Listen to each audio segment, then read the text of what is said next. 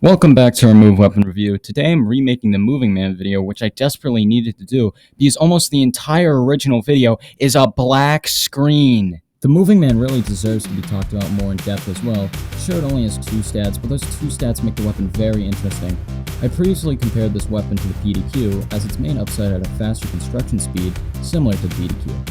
I'll go more in depth about it in this video. Now with that out of the way, let's begin. First, a little fun fact about the Moving Man. This weapon is one of the shortest lasting weapons in TC2, lasting around 3 months before being removed from the game, which is a bit sad as this weapon actually had potential if it was just reworked or buffed. The Moving Man provided you with an upside of a plus 40% build and construction speed. The plus 40% build and construction speed is comparable to the PDQ's plus 30% build and construction speed on hit. However, unlike the PDQ, the Moving Man's plus 40% build and construction speed is passive, and you do not actually need to swing it at your building for the construction speed bonus to apply. This benefits your more supportive buildings such as dispensers and teleporters, as now they passively build faster than their normally slow construction speed. And if you hit your buildings with the already plus 40% build and construction speed, you build buildings very fast. The downside of the Moving Man is also very significant. It has a whopping plus 33% building vulnerability, which basically means your buildings take 1/3 more damage than buildings constructed with the stock wrench. This basically means that a normal level 1 sentry that normally would have 150 health, with the Moving Man, it would have 100 health, literally the health of a mini sentry. A level 2 sentry would have 120 health with the Moving Man instead of 180, and a level 3 sentry would have roughly 145 health instead of 216 with the Moving Man. Even a level 3 sentry with the Moving Man equipped would have less health compared to a level 1 sentry with the stock wrench equipped. So why was this weapon removed? Well, my guess is as good as yours, but based on the weapon's stats, the concept of a wrench that makes you build faster already exists, aka the PDQ. Also, the downside of the Moving Man was definitely too punishing for a wrench that just allows you to set up your sentries quicker.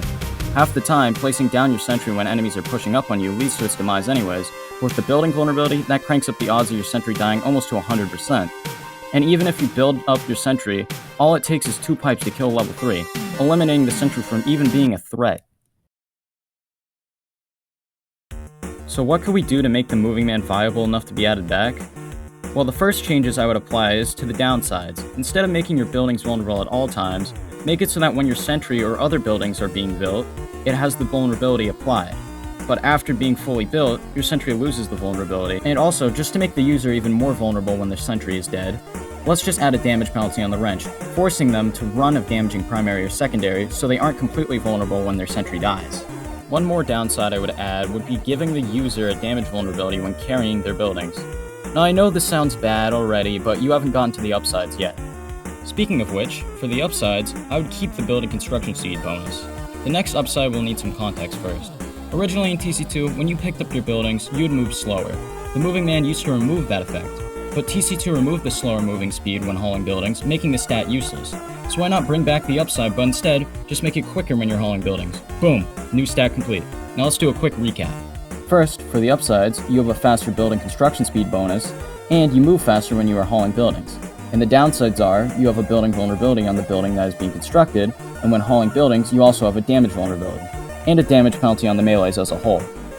This gives you a faster way to set up and move buildings, but you are vulnerable when caught out doing these things, forcing you to be much more sneakier and benefiting you when you are successful at being sneaky. Hope you enjoyed this video. I had fun making this, and I hope you had fun watching this too.